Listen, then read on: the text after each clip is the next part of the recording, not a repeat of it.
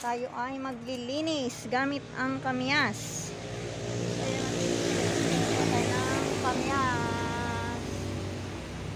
So yan, maglilinis po tayo ng lababo. Tingnan nyo ang aming lababo. Stained by, ano yan, tawag nito? Water stain, kalawang. Yan, lilinisan natin yung ating lababo. Yan, before. Tingnan natin mamaya after. Tara, linis tayo! So, ayan, malinis na ulit.